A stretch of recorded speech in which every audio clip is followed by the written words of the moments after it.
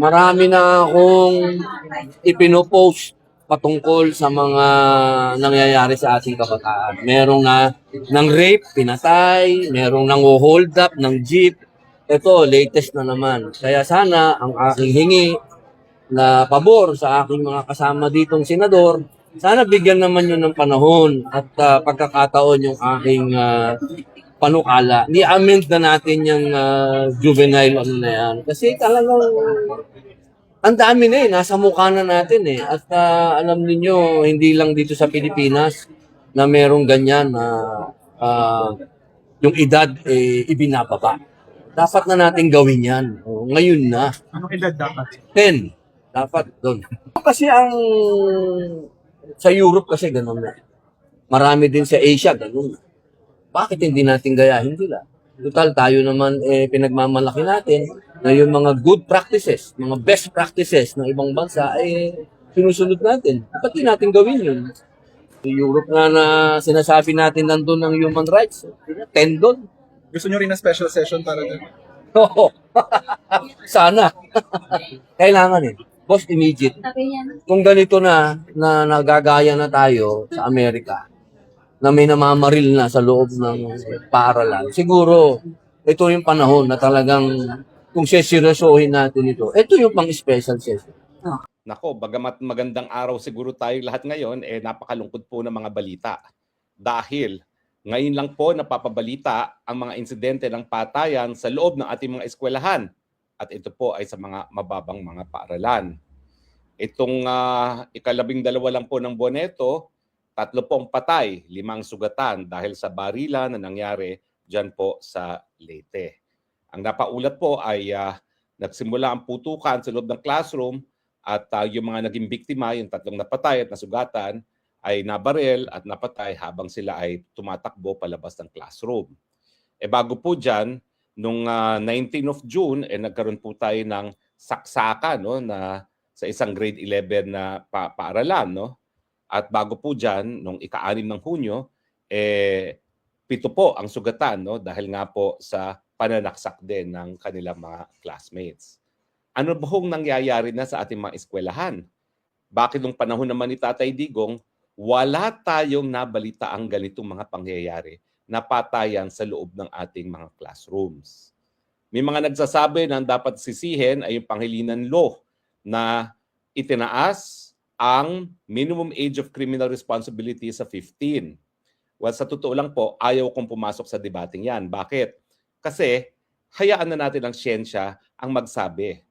Ang mga nagsasabi po na dapat ipababa pa ang age of criminal responsibility para nga maiwasan itong mga patayan sa loob ng classrooms. Pero mangyayari lang po yan kung totoo na yung pagpapataw ng parusa ang siyang nagdahilan para mawala ang mga krimen, para mabawasan ang mga krimen. Sa katunayan po, maraming pag-aaral na nagpapakita na hindi po yung parusa ang nagiging deterrent para sa krimen, kung hindi yung pagpaparusa. Hindi yung parusa, kung hindi yung pagpapatupad ng batas ang siyang nagbabalik ng takot sa puso at isipan ng mga kriminal. At siyempre, kapag sinasabi na ang kriminalidad ay ginagawa ng mga kabataan, marami nagsasabi na talaga naman pong ang utak ng bata ay parang sponge. At habang sila ay hindi pa talagang age of maturity, adulthood, 18, yung utak hindi pa fully developed.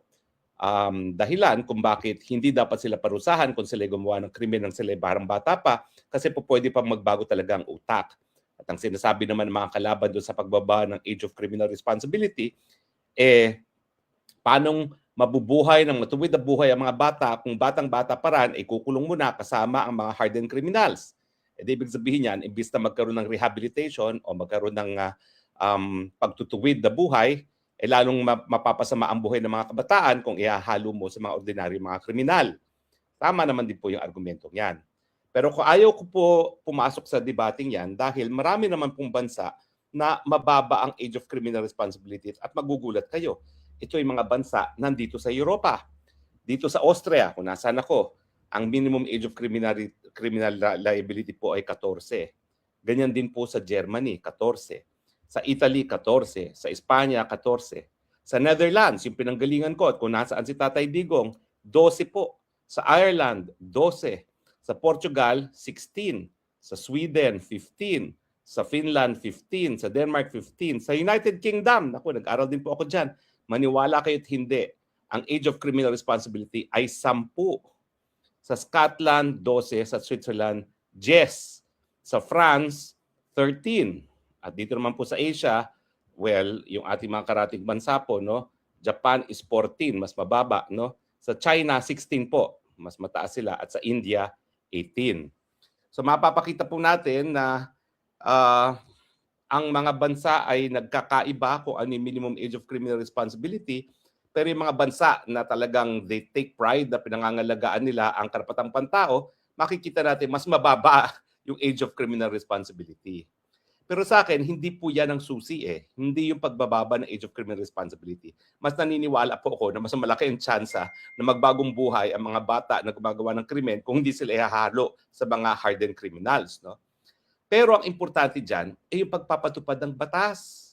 Ibig sabihin, isa sa dahilan kung bakit wala tayong ganitong mga balita na narinig ng panahon ni Tatay Digong, kasi si Tatay Digong pinatupad ang batas. Talagang sinabihan niya mga pulis, gawin niyo mga trabaho ninyo. Dahil pag ginawa ninyo ang trabaho ninyo, sagot ko kayo. Hanggang sa punto na nakakulong siya ngayon dahil sa mga gawain ng ilang mga pulis na sa tingin naman niya ay sang-ayon sa batas. At yan po nga ay tungkol doon sa gera laban sa pinagbabawal na droga. Naniniwala si Tatay Digong na gumamit siya ng kamay na bakal dahil kinakailangan ipatupad ang ating mga batas laban sa mga nagbebenta ng pinagbabawal na droga. Dahil alam niya itong lantaran na pangangalakal sa droga ay dahilan para magkaroon ng sira-sirang pamilya, masira mga buhay ng mga kabataan.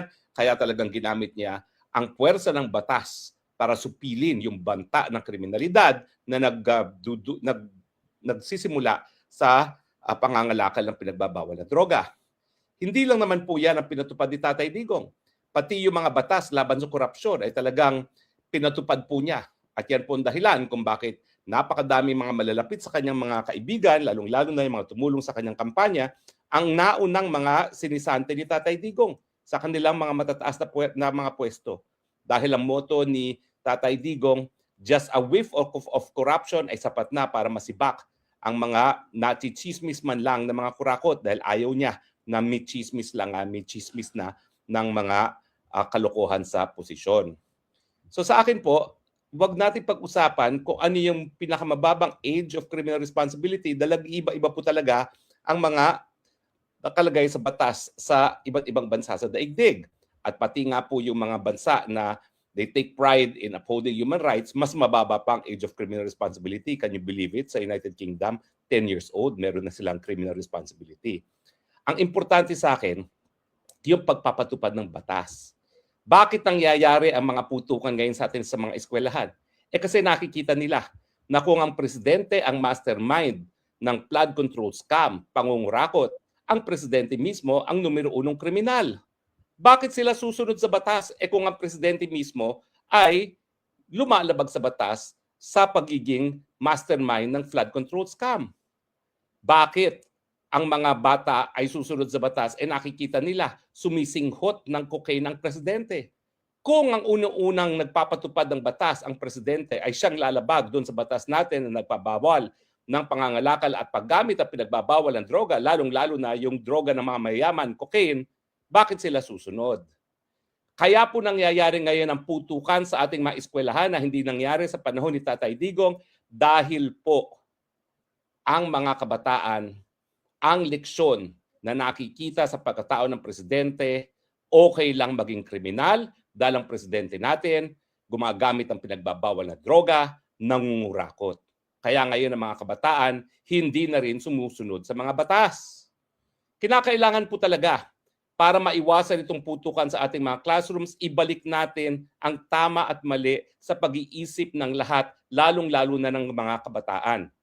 At habang tayo po ay nagkakaroon ng isang presidente na wala sa tamang pag-iisip at nagiging mastermind ng pinakamalawak na korupsyon sa kasaysayan ng Pilipinas, huwag po nating asahan na kahit sinong Pilipino ay susunod sa batas.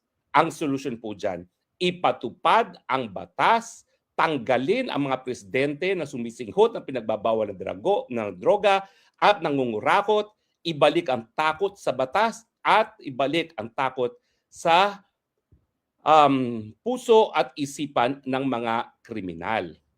Hindi po parusa ang solusyon. Ang solusyon po, pagpapatupad ng batas na hindi po mangyayari kung ang presidente mismo ang siyang lumalabag ng batas. Ang tanong, mga Pilipino, hanggang kailan kayo mananahimik?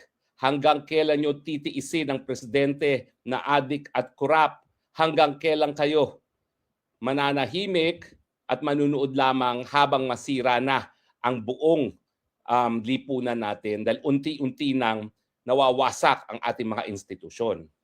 Sa aking Facebook ko, ilinagay ko po na hindi lang Senado ang institusyon na nasira na ni Marcos dahil sa kanyang pagkokontrol sa liderato ng mataas na kapulungan. At syempre, matagal na niyang hawak ang mababang kapulungan. Pati pala hudikatura, tinatakot na. Nandyan yung mga nagsimula ng kampanya na para bagang tinatakot si Marvic Leonen na pwede siyang ma-impeach gaya na nangyari kay Melo Sereno dahil hindi siya nag-submit ng kanyang mga Statement of Asset and Liabilities and Net Worth yung siya ay kasama kong magturo sa UP. Diba? Bakit ngayon lang lumabas yan? Napakatagal na ni Marvic Leonen sa hudikatura. Lumabas lang po yung ganyang banta kasi nga po sa mga desisyon ni Marvic Leonen na pinagbigyan yung petisyon ng VP Sara na ibasura yung naunang impeachment complaint. At ngayon po, nandyan po yung pagbabanta na tatanggalin si Marvic Leonen dahil po sa kanyang mga opinion dyan sa unprogrammed funds na hindi niya maintindihan kung bakit napakadaming unprogrammed funds samantalang ang program funds po, yan po ang pinagmumulan ng mga insertions na pinanggagalingan ng korupsyon. Kaya nga po, pag lumabas ang desisyon ng Korte Suprema, lalo pong lalakas yung aking konklusyon na ang presidente talaga ang mastermind ng lahat ng korupsyon sa ating lipunan. At ngayon, ang balita ko, may isa pang justice na pinupuruhan na talaga naman pong nais niya talagang magdesisyon ng tama pero tinatakot siya dahil meron pala siyang pangalawang pamilya. Alam niyo naman, yung kabataan nila, hindi naman maiwasan siguro yan, no? Talagang nangyayari yan, miski ayaw mangyari. At yan ang dinadahilan ng sinasabing tatanggalin ka namin kapag ikaw ay hindi bumoto pabor sa administrasyon. Ganyan po nangyayari. Tignan yung ginawa sa mga senador. Pag hindi kayo sumuporta sa nais na maging leader ng Senado ng Malacanang, kakasuhan kayo ng non-bailable. Yun nga po, dalawa sa kanila, tumalikod na sa kanilang paninindigan, kumampi na sa Malacanang. Ang tanong, pagkakatiwalaan nyo bang Malacanang na hindi kayo kakasuhan? Baka maya-maya, bumoto na kayo sa kandidato nila para maging Senate President, kalaboso pa rin ang labas sa inyong dalawa. Diba? Cheese Escudero and Joel Villanueva, we will find out soon kung baka naman baliwala yung pagiging hudas ninyo sa inyong mga kasama sa dating mayorya. So ang tanong, hanggang kailan kayo mananahimik habang nawawasak ang mga institusyon sa ating demokrasya? Wasak na ang Senado. Pinagkakatiwalaan natin dati na ang mga senador ay maninindigan laban sa mapagmalabis ng presidente. Yan po ang kasaysayan ng ating Senado. Hindi na po nangyayari yan dahil hawak na sa leeg ng Malacanang ang Senado. Ang House, dati na po yan. At inuunti-unti na rin po ngayon ng ating mga maestrado. At ang problema sa ating mga maestrado, sila po yung mga walang mandato. Kaya nga po alam nila na talagang kuidaw sila pag nagbanggaan ang korte at ang mga opisyalis na may mandato. Pero siyempre, kaya naman ang pinanggagalingan ng lakas ng loob ng ating mga hudikatura ay dahil ang kanilang katungkulan ay para itaguyod ang pinakamataas na batas sa ating lipunan at yan po ang ating saligang batas, ang ating konstitusyon. Ang tanong, mga Pilipino, mananahimik pa ba kayo hanggang dumami na at maging lantaran na rin ang patayan, ang saksakan, ang barilan sa loob ng ating mga classroom dahil wala nang naniniwala na napapatupad ang batas sa ating lipunan? Hanggang kailan kayo mananahimik habang ang mga Pilipino nalulunod sa tubig baha, habang ang presidente at ang lahat ng ating mga congressman at mga senatong ay nagpapasasa sa flood control funds? Hanggang kailan kayo mananahimik na ngayon ang lipunan natin nakakatakot na muli dahil napakadami na natutulak ng mga droga at dahil dyan napakarami ng mga sabog na gumagala-gala sa ating komunidad kasama na ang ating presidente? Hanggang kailan kayo mananahimik? Kung mawawala na ba sa mukha ng daigdig neto ang Republika ng Pilipinas dahil babalik tayo sa dark ages na magkakaroon ng rule of the jungle. Sana wag naman po. Kayo po ay may obligasyon na maging soberenya ng bansang Pilipinas. 2 beses na po tayo nagsisante ng mga presidente na pabaya sa kanilang katungkulan. Gawin na po natin sa pangatlong pagkakataon bago maging huli na ang lahat. Maraming salamat po sa inyong patuloy na pagtangkilik. Ito po inyong spokes ng bayan nagsasabi, I love you Philippines. You're the only country that I have, the only country that I will love.